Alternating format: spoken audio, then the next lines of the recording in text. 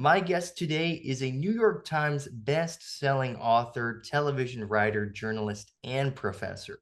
She has a new book coming out on November 5th called Pony Confidential, Christina Lynch. It is such an honor to be talking with you today. Now, first off, I have to ask about this. How did you become the first Tuscan endurance horseback riding champion? Oh my gosh, you have really done your research. Um, I got interested, so I lived in Italy for about 7 years, a long time ago. And the sport of endurance, horseback riding endurance, was just getting rolling there. So they had held the first ever world championships in 1986. And I went to be the translator for the winner of that event, who came back in around 1990 or so, somewhere in there, to host a clinic to train Italians on how to train their horses to complete these really long distance races. And she is my friend to this day. I spent last weekend with her. So it just goes to show you, like, you get a random invitation. Hey, do you want to come for the weekend and translate for somebody? Um, so I did that, and I thought, wow, like, this is a really, really interesting sport. And I got into it, and I owned a horse, and ended up, I was living in Tuscany, so trained according to her plan and went off, and it was a 50-mile, often they're 100 miles now, but that was, it's just a 50-mile ride, and I ended up winning it, and best condition, which is in those rides, the real honor is best condition, because it means you've really brought your horse through, well trained, in good health, ready to go out and do more miles. So Dang, well, that's one heck of an accomplishment. it was a lot That's of fun. pretty But amazing. when I moved to California, endurance is actually it's an obscure sport, but it's a big sport in California for the sport. Like, California is one of the big places. And there's a very famous ride, outside of from Squaw to Auburn, called the Tevis Cup. And I thought, I'm going to do the Tevis Cup. And I went to watch it, and I said, I'm never doing the Tevis Cup. It's really hard. So I still have horses, but I'm just a pleasure rider. I like to go ride in the mountains and horse camp, and not ride 100 miles in a single day. Right. Yeah. So now let's talk about this new book you have coming out. Pony Confidential comes out Yes. on November 5th. Without spoiling anything, what can readers expect from this new book? So it's told in alternating chapters. Half the chapters, or more than half, are told from the point of view of a very grumpy pony who has been passed around. He's quite elderly when we meet him, and he's been passed from, family to family to family.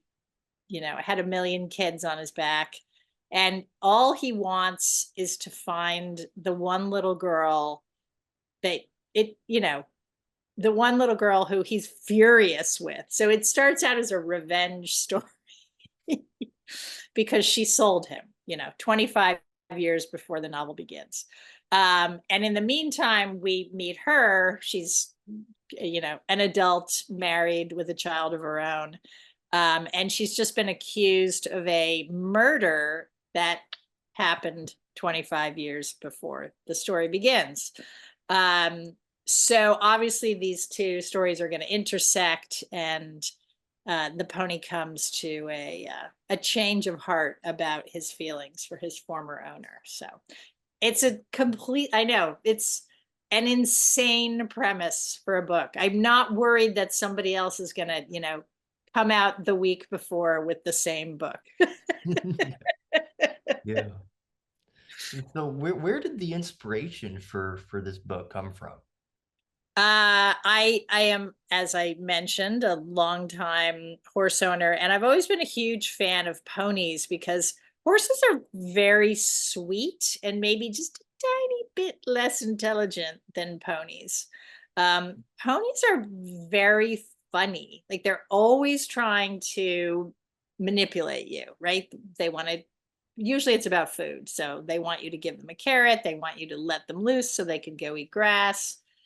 There's always something that they want that they're trying to get you to do. And it's very funny because, we put kids on them, but the ponies, like, they bite, they kick, they throw them off. Like, you learn a lot if you were a kid who rides ponies. It's not just like petting and combing.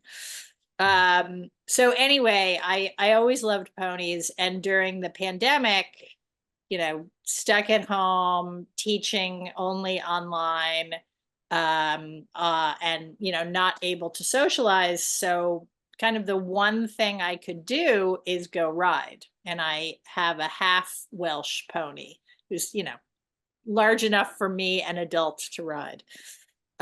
So I don't know. It was just sort of a combination of factors where my pandemic pal was a pony. So I wrote a book from a pony's point of view. And my wonderful, devoted book agent tried really hard to sell it. It was just the pony story, right? And it was a novella too. So it was short, and dark, because people were like, oh, it's a kid's book. No, no. Just like Unhappily Ever After, it's a puppet show, but not for kids. Yep. So yeah, dark, very darkly funny book. And she finally found somebody who loved it as it was, but said, why don't we turn this into a murder mystery? So that's where Penny being accused of the murder. And so it became a full-length comic murder mystery told from the point of view of a pony. So, another one of those. And I've been really happy. It's been getting really good early reviews, and booksellers seem to really like it. So I'm thrilled. I think it's great. Well, that's awesome. That's awesome. Readers are going to be in for a treat, when the book comes out. I can tell you that. Thank you for saying that. Yeah. What was the writing process like for this book compared to the others that you've written? Yeah, so I've written 2 novels of historical fiction set in Italy, inspired by my years living there, and then co-wrote 2 novels with a friend. The one that was the New York Times bestseller was a book called City of Dark Magic, which was co-written under the pen name Magnus Flight. So I have four other novels that I've written. And so the first 2, because they were co-written, that process was a little different, where we alternated chapters. It was kind of a game, which was really fun. A lot like TV writing, right? Very collaborative, and super, super fun. And then the 2 Italy novels were painstaking years of research, that process, like, I would say, a more familiar and typical novel writing process. And then Pony Confidential was, came out very quickly as a novella, and then it took about a year to take that novella and turn it into a murder mystery, with a lot of revisions along the way to get that right. Because usually you plot a murder mystery before you start writing. Like, writers at home, don't do this. Like, do not do what I did. Take an existing story and then try to turn it into a murder mystery. So it was very tricky, but I'm very proud of the way it turned out. And I think readers will really have a lot of fun with it. From when you first started writing novels to now, in what ways do you think your writing has grown or evolved? Oh, of course it has. Of course it has. I teach writing at a community college here in Central California. And I think everything that you write changes you. And I see it in the students, right? Like, even in the course of an 18-week semester, we'll start with a personal essay that they're writing right now, and then build to this research paper. And if I had flipped those, if I flipped the order, the research paper would look totally different than the way it does. Like there's an evolution in their writing that leads to that research paper being kind of, polished and well sourced and all of the things that we hope academic writing will be. But what has to happen is you have to build your confidence first. So I look at, it's really hard to look at old writing, by yourself. But I look back at things I wrote when I was in college, and I think, um, you know, I don't feel like I'm the same person. Like I can see the path, but I've come so far along it. So definitely my writing is more confident, um, more controlled. Um, I think I'm very aware at this point. The years in TV, especially, well, journalism as well. I mean, they all kind of built for me. Journalism, you're writing to length and deadline, and accuracy. Television, you are collaborating. That's the really big thing that I learned in TV that has really helped me is, when you get notes, this as a writer, your first response is kind of like, but wait, it's perfect as it is right now. But it isn't. Every piece of writing can get better. And if you kind of start from that place and learn to set your ego aside, it really helps you. It definitely helps you as a professional writer. So yeah, I think it's changed. I definitely could not have written Pony Confidential when I was, 21 and just out of college. And yeah, so yeah. Does that answer your question? Oh, yeah, yeah, absolutely, absolutely. Let's get into a bit of your background now. You attended Harvard, which is pretty amazing. It's pretty awesome. Got to go to Harvard. How did you decide on going there for college? It was a total shot in the dark. So I went to Lane Tech. Woohoo! Shout out for Lane Tech, which is a really huge public high school in Chicago. And I don't know that, not that I'm aware of, had anyone from Lane ever gone to Harvard. It wasn't, an Ivy League feeder school.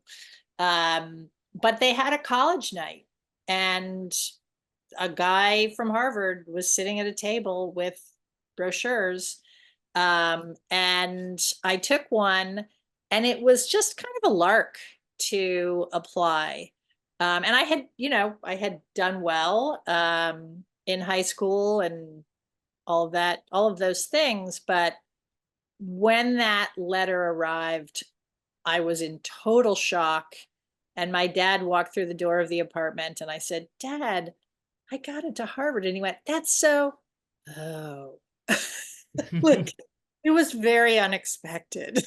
But it was wonderful. It was a completely wonderful experience. I now know, because I teach college students, that I had a massive case of imposter syndrome. I did not think I belonged there. So it took a couple of years at school to build my confidence. I never went to talk to professors. Who spends 4 years at Harvard and doesn't like forge relationships with professors? So college students, if you're listening, go talk to your professors. It's really important. Like they're there, they love interacting with students, but I was super duper shy. So yeah, I was just really, really shy.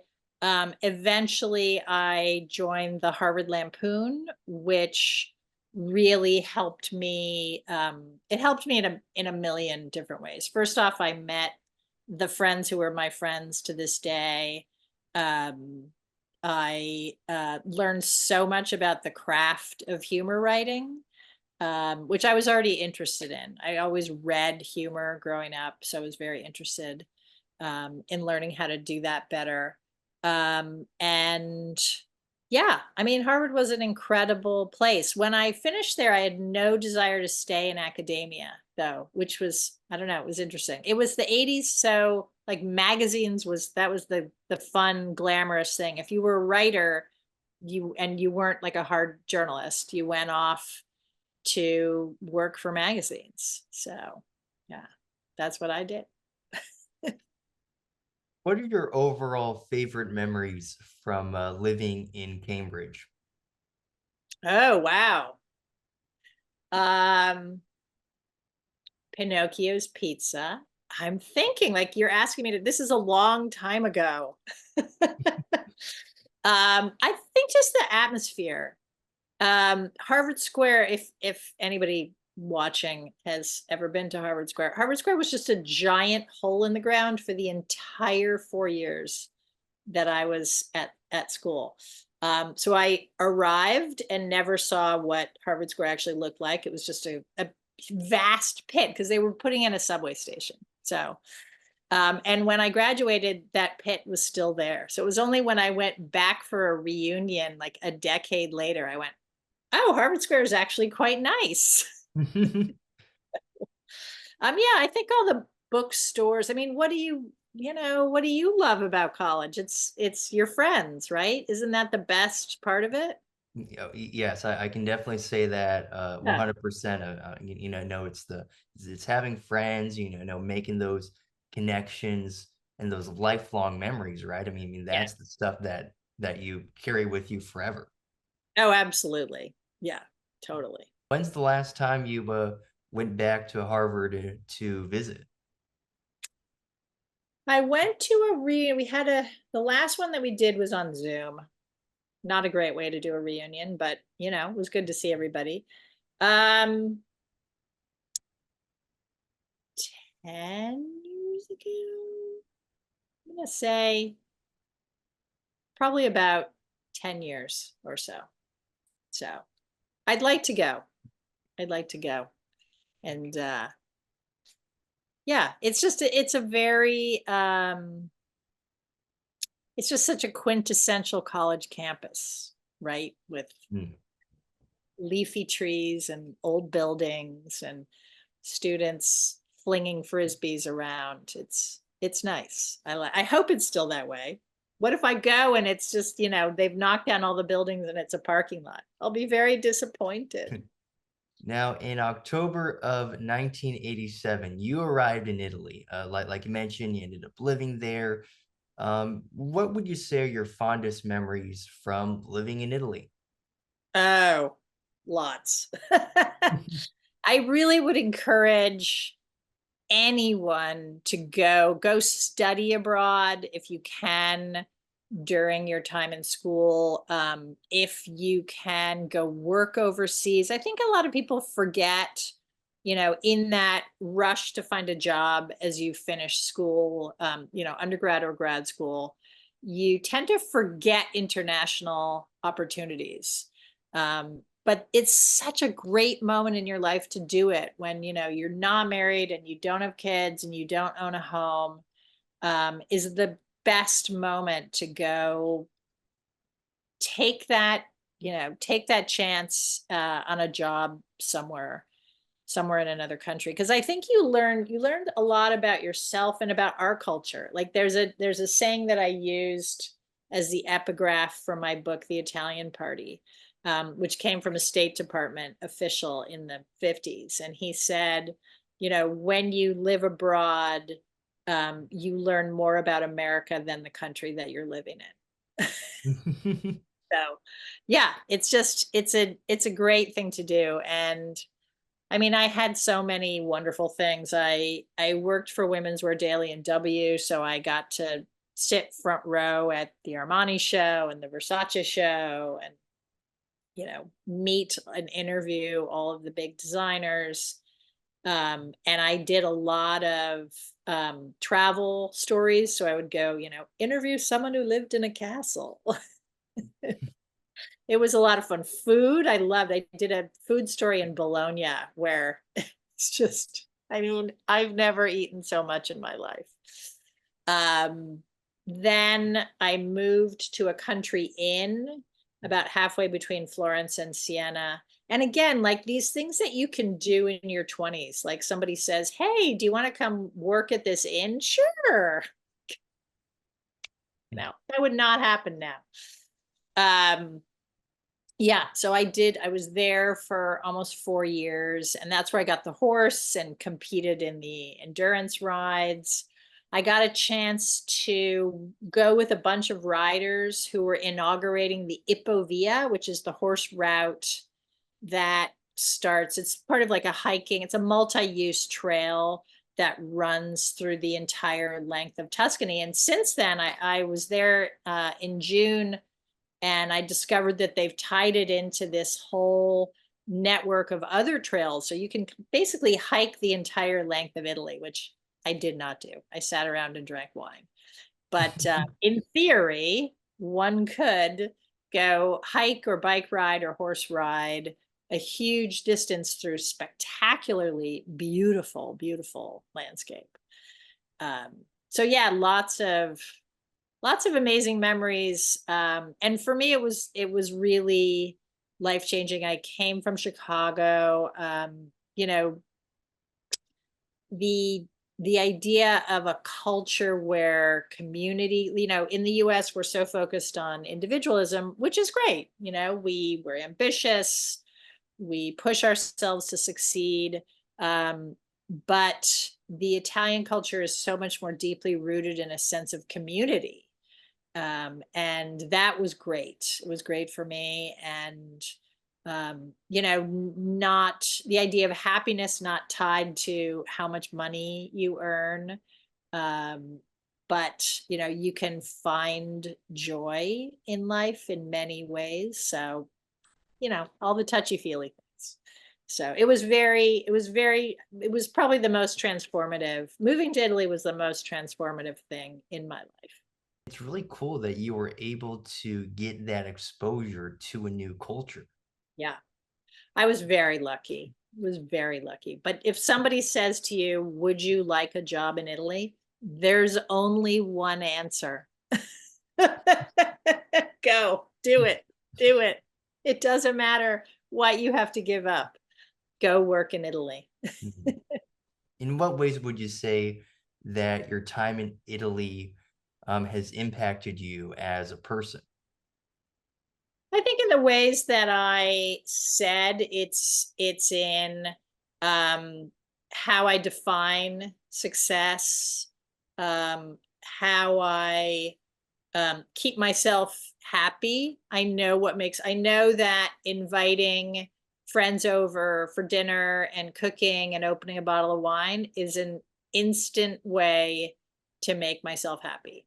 You know, I don't have to win a book prize. It would be great. You know, I love to sell books. I would love to win prizes, but I don't tie my happiness to my profession in the same way that I think I would have if I had not lived in Italy. Does that make sense? Yeah. Yeah. Yeah. So I think that's probably the biggest way that living there changed me. Hmm. Now let's get into your work in television. Just like your shirt says, like you showed me. There Yep, it yep, is. there it is. There it is. Pulled out of the drawer. So amazing.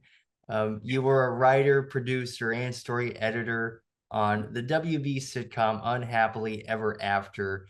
How did your work on the show come about? I had just moved back from Italy. So I arrived in April of 94, and I have the intention of working in TV. So I had been on staff for W and Women's Wear in Italy, and then I had also freelanced for many years. And the life of a freelance journalist, I mean, it was better then than it is now. It's really hard. It's a really hard way. And so I thought, okay, you know, I'm about to turn 30. I should probably, you know, have more than $3 in the bank account. And I thought, okay, so a lot of friends from Harvard, particularly from the Harvard Lampoon, had moved. to Hollywood and establish themselves as TV writers. Um, Seemed like a good idea. So I moved to LA, and I had written, before I even left Italy, I had written a couple of spec scripts, and made contact with an agent through friends. Um, and then I got there, and trying to get a job, it's really hard now. I really feel for people who are trying to land their first TV writing job now. And back then it was, no use of the internet. We that was just starting, and it wasn't really a thing other than like AOL chat rooms. It was not a thing. So we networked, I went to every party I was invited to and told everyone that I was looking for work as a TV writer, that I had spec scripts, and it was funny. Oh, they're arriving for the weekend. So I ran into friends from Harvard at a party and I had bought their ancient used car from them. And they kind of went, "Oh, is it still running?" And it was.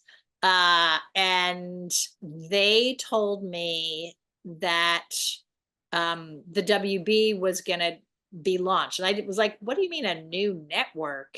Like that was a very strange idea back then, that they were going to launch a new network, because Fox had been kind of the last time that anybody had really tried that. And it's such a huge undertaking to launch a network. Um, so that, Warner Brothers was launching this WB network, and they had some pilots that were getting greenlit. And they gave me the name of another friend of theirs who was helping one of the showrunners, who turned out to be Ron Levitt, find writers. So I contacted her, and she put me in touch with Ron.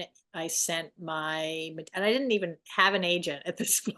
I just had spoken to an agent who said, like, I don't know. I was weird, right? I was coming off of 7 years in Italy as a journalist. I was sort of an odd fit.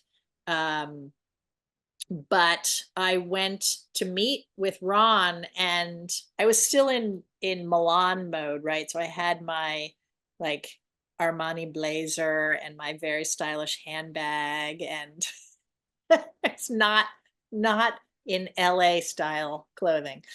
And we had a great chat and made each other laugh. And at the end, he said, we'd really love to have you. And I went out, and you had, pay phones. I had to go to the pay phone and call that agent. And I said, I think I just got a job. Can you write the deal for me? Yes. So that was it. It was very network heavy. It was a very network heavy way to get hired. And how would you describe the day-to-day experience of working on the show? I think I didn't say anything for about 3 weeks. And I knew that at 6 weeks, they had the option to fire me. And the more I thought about that, the more terrified I became. Because in a sitcom, I mean, I don't know now, but there were about 6 or 7 of us. 1, 2, 3, 4, 5, 6, 8. There were 8 of us. And we sat in chairs around a room, and you weren't holding you were not holding a piece of paper or looking at a screen. You were just holding the script in your head, and the showrunner, Ron, he had a copy of the script or a legal pad when we were just breaking stories. And you had to just pitch what you thought the next line of the script should be. It was a very unusual way to work. Um, and I was really frightened that I couldn't do it. But Ron was a fantastic, patient mentor. And he said, just say anything that comes into your head. So I started to do that, and some of the lines went out, most of them didn't, but that's true in any writer's room. You know, you pitch for 15 minutes, and then one line. You move ahead one line. So it's a very slow process. But yeah, so I started to gain a little bit of confidence, and then it became enormously fun. So I was on the show for the 4 of the 5 seasons. And then it was great. It was so fun to go to work and sit on a sofa and be funny. Like, who gets paid to do that? It was great. It was really fun. Yeah. And what I really love about the show is that it never took itself seriously. Yeah. It like, I mean, there's fourth wall breaking constantly. There's just it's just a fun show. Plenty of laughs, obviously, and it's just fun. Like I said, never took itself seriously. Yeah. It was very playful. You know, I'm not going to say there weren't tense moments when we would have a Monday morning table reading and the network would say, no, you got to start over. And, you've got the audience. 2 busloads of audience are coming in on Friday to film that show, and it's Monday at noon, and you have nothing. But Ron was amazing.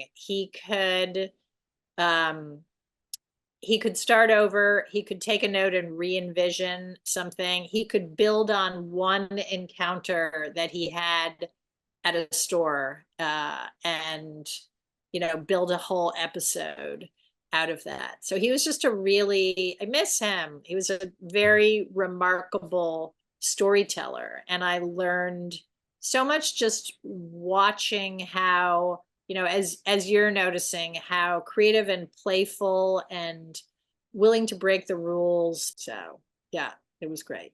But the relationships he did, like, he was an incredibly loyal and kind boss, and the whole set and crew and actors and everybody, like, that was serious business, that we looked after each other and supported each other.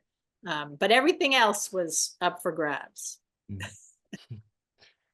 Do you have any specific memories of like working with the cast? People like Jeff, Stephanie, Nikki, or Bobcat, or anyone? All of them. Are you kidding? It was so fun. So Jeff is has the most incredible memory of anyone I've ever seen. So you have to picture, we shoot the first episode on a random Friday, and there'll be, a joke that it just didn't land, right? And that's normal for sitcoms. It doesn't land.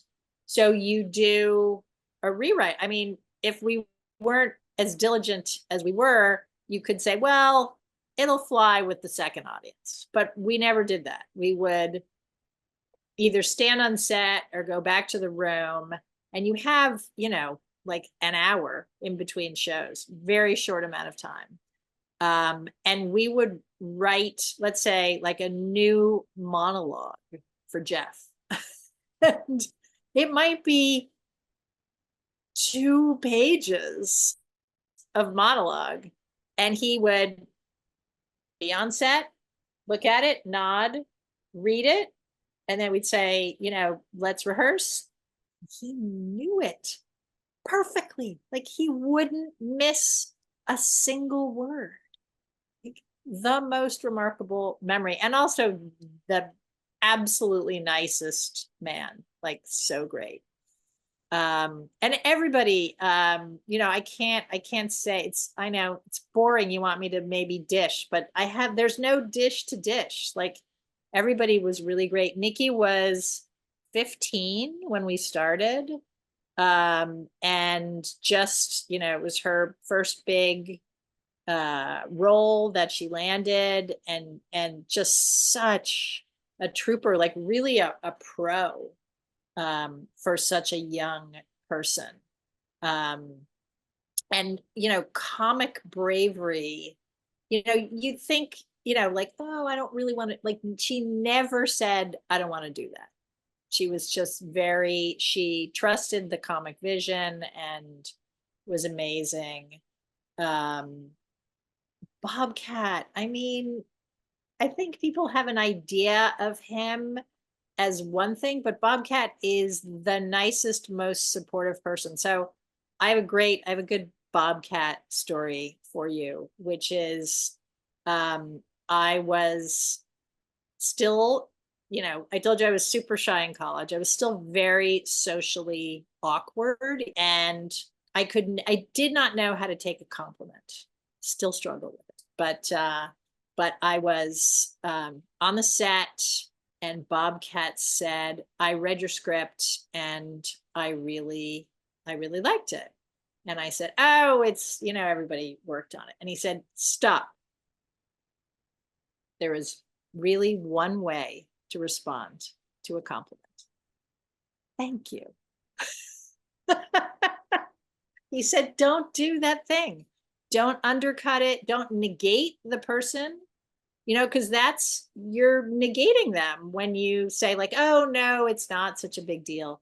Like, no, accept somebody has taken the time to compliment you, accept the compliment." So Bobcat Goldthwait taught me how to take a compliment like an adult.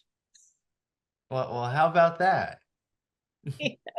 I'm still grateful, Bob. Oh, gosh, that's awesome. That's so great to hear. And I think another thing that just makes the show work so well is every time I watch it, I can just tell that the cast is, I mean, they have great chemistry, and it looks like they're just having such a blast making it, and that just adds so much to it because like it I'm feels sure, authentic. yeah. I'm sure there were times when, it was after midnight and we were still rewriting jokes that they were tired, but nobody ever complained or stormed off set. Everybody just, yeah, we had a good time. Do you have a favorite episode that you wrote in the series? Yes, for a very funny reason. So there's an episode called B minus. Yeah. Uh, that I wrote. And when I mentioned Lane Tech High School. When I was in high school, I was a super nerd and I wanted to get an A in every class. And I had a history teacher who gave me a B minus. And I remember going home from school and crying, like crying. And, my dad having to talk me down and say, listen, like, you're going to encounter people in life who are going to treat you in ways that you do not think are fair. And they might be in a position of power where there's not much you can do about it. And there are just people who are, unhappy, angry people who take it out on others. And sometimes you can push back, but sometimes you can't. And that became the B minus episode of Unhappily. And I named the character who gives her the B minus with the name of the actual teacher. So Oh, wow. yeah. So that was my revenge. And they let me do the casting for the actor as well. Oh my god. Okay, You that's should amazing. really get a chance to cast this character.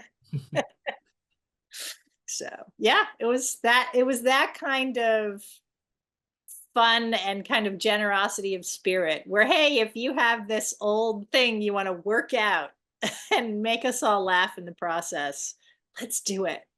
Yeah. That's amazing. That is awesome. I was watching some episodes actually yesterday, actually, and one episode that you wrote, that I just want to bring up. It's a season 3 episode called "Eating Hollywood," and it has Eric Estrada as a guest star. Um, Yes. Definitely one of my favorites. Yes, I'm trying to remember that one. I can picture they go out to eat, Yes. right? I can't remember what does he do in the episode? So in the episode, like Eric, he's trying to get like recognized by people in Yes. the restaurant, Yes. and like Yes. everyone's just blowing him off. Yes. So that was one of the things that Ron loved to tease was the idea of celebrity, right? And we played a lot with people's desire to feel like we were ahead of the internet thing, right? With influencers, and the thirst for fame, I guess, is universal across eras. But yeah, and then what happens when you were famous, but we are not so famous anymore? And we all kind of said, Eric Estrada will never do it because like that might feel weird to him. No, he was great. He was totally game to do it. Totally game and loved it and was just as sweet as could be. So, yes, I do. Thank you for jogging my memory. I told you it's been a long time. Uh, do you still keep in touch with anyone from the show? I wish I did. I was better at that. I sometimes run into Stuart Burns, he and I started together, so it was also his first writing job. And he has, stayed in TV and worked on The Simpsons forever. And yeah, like a very, very, very successful comedy writer. So I see him occasionally, but no, a couple of more than a couple of our staff has passed away, which is it's the old passage of time thing happens. So yeah, it's live your life and laugh a lot now because it might be shorter than you think. Definitely agree with that for sure.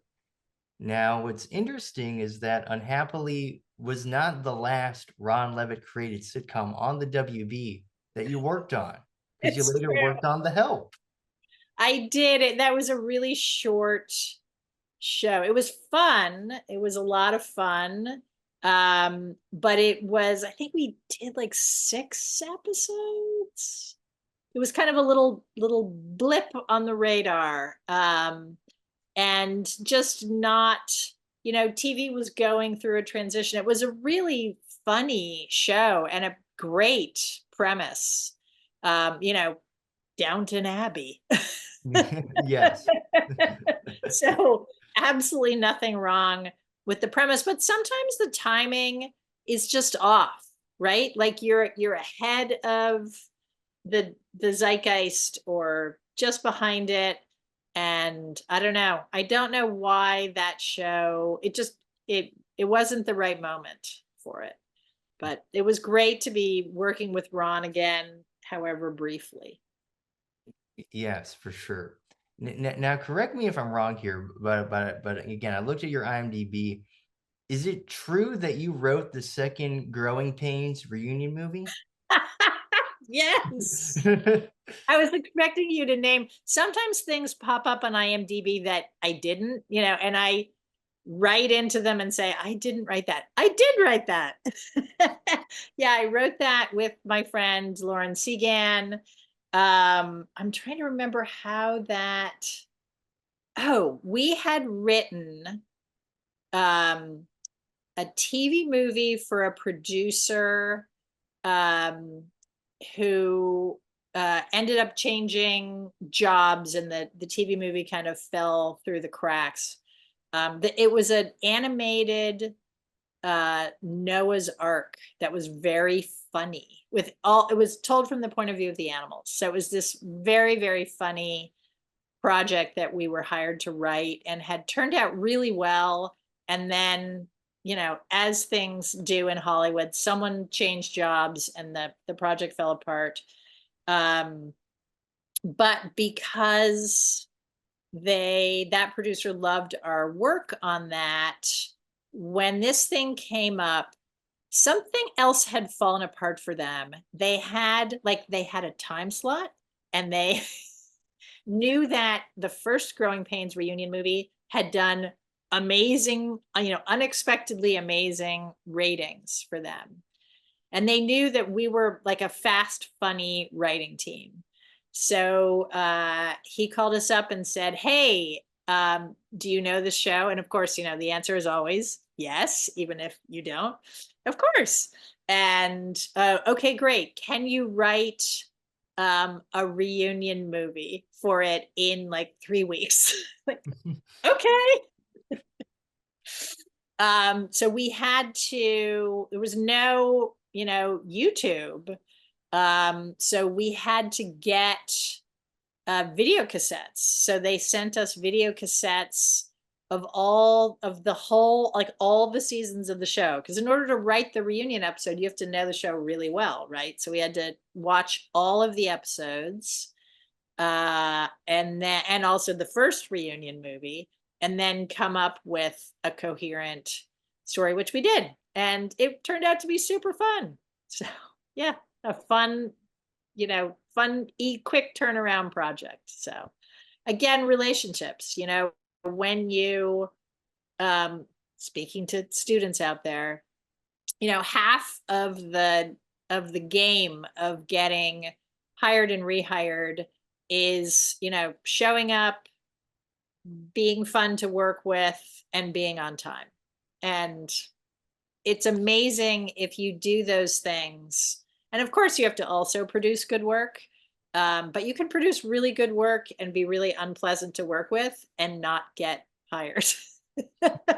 So, if you can produce good work and, be a good team player, then you're going to keep working in any field, I think. Don't you think, in any field? Yeah, yeah, Yeah, absolutely. yeah, Now, you don't just write comedy. You also wrote for drama series like The I Dead did. Zone and Wildfire. For you, what's it like writing for drama as opposed to comedy? I always saw myself as both. I wrote a draft of a novel to, when I was living in Italy. I wrote a draft of a novel.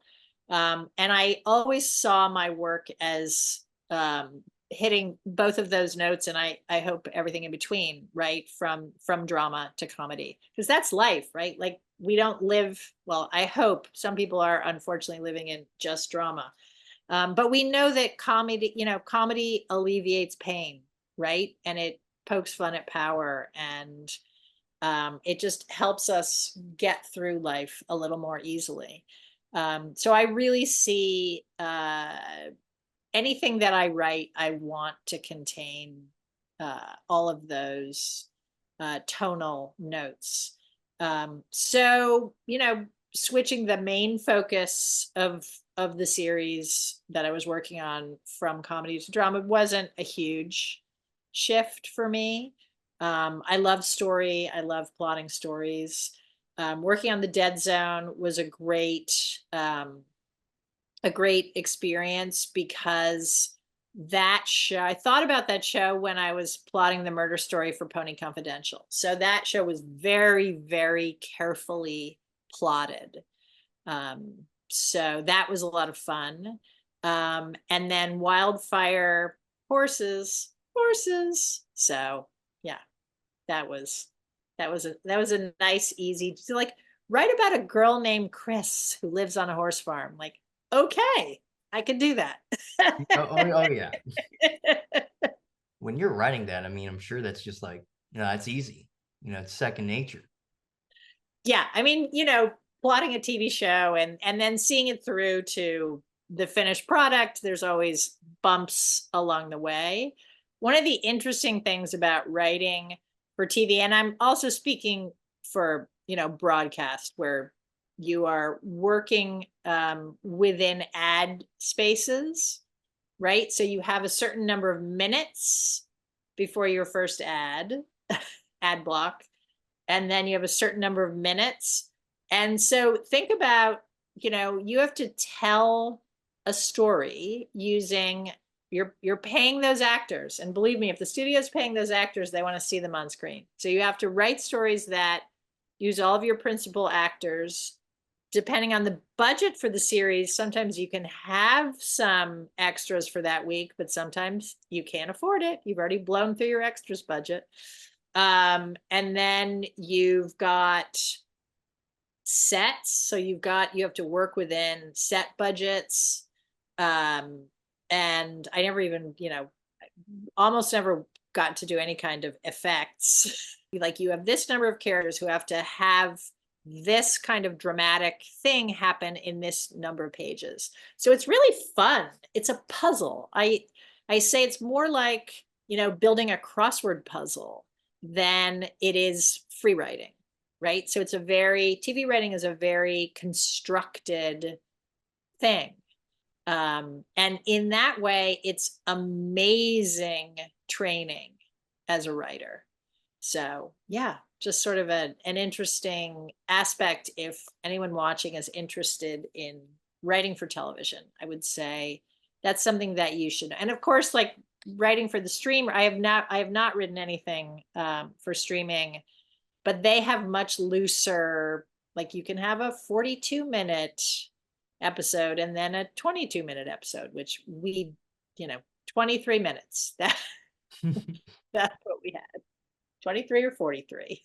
What's really cool, about television is you have all these different moving parts. It's piecing them all together. It just kind of goes out and ends up becoming something really cool. So Oh, you yeah. know, you know, Thank it's you. it's like it's like the whole process. The process is really, really interesting because it's so collaborative and everybody changes it a little bit. So let's say that you write the first draft of a script and you take it to the room and it gets reworked by, you know, eight other writers or five other writers. And it changes. And usually like there's a moment of like, oh, you have to let go of your original concept of it because it's so fun to see how it changes and grows. And it gets better. It might not feel that way right away, but it does. It gets better and stronger.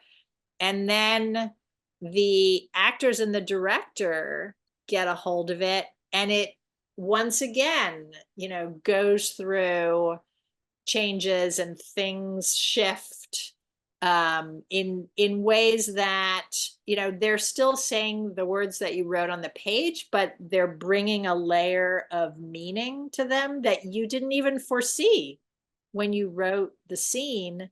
And then it goes through editing, right? And the editor has an amazing power to emphasize and de-emphasize aspects of the story and cut, right? And cut things from the story. So every single person who works on the show, it kind of puts their own stamp on it to make it this incredibly rich, really rich experience for the viewer. So it's pretty cool. Pretty cool.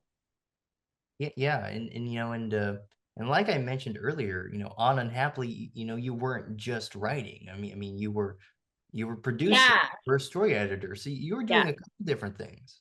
Yeah. Ron took the mentoring part of things really seriously. And I'm very sad to hear that TV writers today are not getting those experiences because I can't imagine what my life would be like if I was confined to just the writer's room all the time. Like you need to experience all of it. So we were absolutely on set. We were in the meetings with the director. We went to the editing room. We did casting. We went down and looked at sets. We really were present for all of those things. Notes, the network gave notes in front of us. So it was great. It was actually I really learned kind of every aspect of TV production on that show. So I'm so grateful for that. In your TV writing career, what is the thing you are most proud of? Oh, I should have known you were going to ask this. Um, I'm going to sort of take it back to what I said to you about what I learned in Italy, and this is going to choke me up a bit, but it was the experience with the people that I met. Like, I don't want to point to a episode or a show that I worked on. It was more the most meaningful thing to me was being in a room or on a set with incredibly creative people and making each other laugh and taking, an idea from someone's head, putting it into words, and then putting words into images. Like, how crazy is that? It's pretty crazy. And then someone is sitting in their living room and watching it. Ron used to say that his like personal drive, the thing that kept him going, was he pictured a really exhausted UPS driver. So a UPS driver who has had a really long route, maybe battled, bad weather, snow that day, had to put chains on and off the truck, and all of the bad things that can, and exhausted, right? Like, been doing this job for years, back's hurting, goes home tired, and just wants to have a laugh. There you go. Like, that was his drive. And I think that's a very um I think it's a really interesting way to look at that motivation. Like, it's not, you're not doing something for you. And of course, like, we want to live well and look after the people we love and all of that. But if you can kind of put it out there, my goal is to make people laugh, or, my goal is to make people laugh and think, or laugh and cry and think. Like, these are good, like, those are good goals to have as a creative person. Yeah, for sure. You've certainly made me laugh. I can tell you that. My work here is done. Yes. It's really fun and my day is spent talking to students. So what are your career goals, and what gave you the idea to do this podcast and start inviting kind of random people from the olden days of Hollywood on? I'm going to school for journalism now, so no, it's something I want to do. I love talking with people, doing interviews, researching. Kind of the whole process of that. I really enjoy it, but I'd never really ventured into like film and TV stuff. So that's where I kind of wanted to start this, and yeah, I love doing it. I love getting to talk with people like yourself and hear about all your amazing experiences and whatnot. It's a lot of fun. Every day you get to go meet somebody who does a different job, right? So when I lived in Italy, I would, go interview Luciano Benetton about his new knitting machine. Like, so interesting to dive into someone's world for a day and find out all about how it works, right? Like, how does that work? And then the next day, I would, go with a photographer to the top of a mountain in Valle d'Aosta and find out like the cultural importance of polenta, right? And the write about that. And then the next day I'd be back in some place, interviewing some Marchesa about the 600 years that her family had lived in this house. So yeah, it was really there's something about journalism. I think if you are an intellectually curious person who likes people, it's the best job in the world. So I'm so happy for you, and you're going to be amazing at it. I bet you have tons of job offers already. Yeah. I'm definitely You should if keeping you my don't. fingers crossed. I'm keeping my fingers crossed that whenever I graduate, it's my senior year now, that I can, definitely get a fun job somewhere. So yeah, definitely keeping my fingers crossed. Yeah, good. It's going to happen for you. I just know it. Well, thanks. I really means a lot. I really appreciate it. And like Bobcat would say, thank you, thank Thank you. you. I hope, See? yeah. We've all learned from Bob. Yes, exactly. Now, speaking of school, you teach, which is amazing. You currently teach at College of the Sequoias. I Uh, do. Love it. how did that come about? How did you get into teaching? So I was working in Hollywood, and the 2006 2007 strike happened. And I had bought this little house in Three Rivers, um, just sort of as a weekend getaway, but with the idea that, oh, when I'm done with TV, I'll go live there. And during this strike, I spent more time up here, and um, I I really was like looking deeply at the work that I was doing in TV, and I loved it, and it was wonderful, but I was always serving someone else's vision, right? So that is the trade-off, is you get in these amazing creative environments, but unless you're the showrunner, you are serving someone else's creative vision, which is great up to a point. So I was kind of getting to a point where I thought I would really like to write my own stories. So I made a 5-year plan for myself, like wrote it down.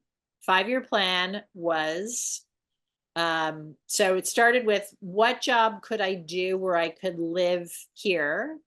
And that included teaching at the college. And I thought, well, that would, you know, my mom was a teacher, my grandmother was a teacher, my aunts and uncles were teachers. That seems like a good job.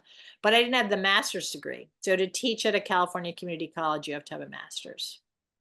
So my 5-year plan was apply to grad schools, get into a grad school, go to grad school, get an MFA, get hired to teach as an adjunct at the college, and then get hired, get tenure. So I did it. 5 years. It required a lot of focus. But yeah, once I decided that that's what I wanted to do, I put all of my effort into it, and I did get hired at College of the Sequoias as an adjunct, and started meeting my amazing colleagues, and then got interviewed for and hired full time, and then eventually got tenure. And I so I kind of went into teaching with the idea like, oh, it's a way to stay here. Fell in love with it. Did not expect that teaching would, consume me. And especially for the first couple of years where you're building your courses and learning new material and getting used to working in the classroom and figuring out what works for you and the students. I wrote a little bit, but I didn't write that much. And then I kind of crawled my way back into balancing the two careers. But teaching is phenomenal. It is, I think a lot of people don't, because so many people have kind of somewhat negative experiences in high school, because high school is such a hormone storm time for everyone. And you're so in your own head, and insecure and worried about everything. School is incredible, especially teaching at a college where, I went to a gallery opening yesterday and saw what all of my colleagues in the art department are doing. And then I run into someone who teaches anthropology and find out, what she's up to. And it's such again, like coming back to, if you are intellectually curious and love people, teaching is also a good career for you. So yeah, every semester I get to meet 125 new people and learn about them and help them with their writing skills. And I mean, at this point, 40 years into my career as a writer, having been through all of these different iterations, it does come pretty easily for me. Not always, but I do feel like I I know what the tools in the box are, and I know which ones to pull out for which writing project. And to be able to take people who on the first day, and I do ask, how do you feel about reading and writing? And most of the students in the classes say, I hate it, or I don't really like it. I try to do as little as possible. And you get, there's a few people who say, I read a lot. I like to write. Um, but the majority of people, particularly now in the age of, these and social media, don't love to read and write. And to just take them from that place to 18 weeks later, at least being comfortable, right? With being able to sit down, identify what a writing assignment is, organize their thoughts and put them down in a way that is coherent to someone else. Like, that's really, really satisfying. Mm. It's good. It's good. Yeah, and and what's amazing is that you're able to make a positive impact on the lives of your students, and I think that's super cool. I do too. I do think it's super cool. Yeah. That it never gets old, right? I gotta say, like, it never gets old to have someone see you or email, you really changed my life, and never get tired of that. Yeah, for sure. Now, last question here. What is the biggest piece of advice that you have for anyone who wants to become a writer, whether it's writing books, writing TV, anything? I think it is, there's so many. I feel like I've been spewing advice through this whole thing, but if I had to boil it down, um, I think it would be the thing that I said earlier, that every piece of writing can get stronger. And that requires letting go, which is so hard for us, like letting go a little bit. Um, but if you are willing as a writer to try it a different way, right? So let's say you're um, you know, writing an essay for school, and you're somebody like in your peer workshop or your roommate says, hey, I think this is a little confusing. Like, maybe if you structured this differently. And the sort of knee jerk response is, no, it's fine the way it is. But you're missing a chance to really try. And you can keep your old draft, but try it the other way and see. And I can tell you, 99 999 times out of 1,000, you're going to like it better the new way. So I think revision is really, it's the biggest part of writing. And I think people who are young writers who are starting out, or, just writing for themselves at home, they don't realize that writing really is revision. Sorry to say it, but it's true. As you were saying that, it reminded me of when I would write an essay in Hmm. elementary school, right? And it was like, Yeah. okay, it's like the introducing us to essay writing. And Yes. the teacher would always tell us the biggest part of writing is revising and editing. Yes. And what you said just, Yes. just brought those memories back. Yes. It's true. And we hear it throughout our lives, but we don't want to believe it. We want to believe, like, it's perfect. Like, you hand someone the piece of paper, it's perfect. Usually it isn't. And it's the second part of it's getting what's in your head down on paper, but that's half of it. The other, unless it's a journal, right? If it's a journal or a diary and it's just for you, great. First draft rocks. But if you are writing to be read, you have to connect with the reader, and that's revision. Revision helps you connect better with your reader. Yeah, yeah, absolutely. And like you were saying earlier, it's you can always get better. You can always get better with your writing. I mean, Yeah. it's like I think that kind of applies to I would say kind of most things pretty much is you can always get better. You can always improve. Yeah, and change, we're so afraid of change, right? Mhm. But and sometimes change is, as you get older, change isn't always great. But you can't, if you fight it, you're going to be really unhappy. If you learn to adapt to change and welcome change and see the good in change, like you're going to lead a happier life. Yep, yep, 100%. I absolutely agree with that. Well, Christina, I mean, what else can I say other than thank you? Oh, well, actually, one more thing. Okay. Just for anyone watching this, I know you showed me it earlier, but just for anyone who wants to see it, no, would you mind showing Mr. Floppy one more time? This is my Mr. Floppy. Yep, there he is. Were made up. I had one of the writers was the wonderful Marcy Vosberg, who was the most sparkling, just fantastic person and writer.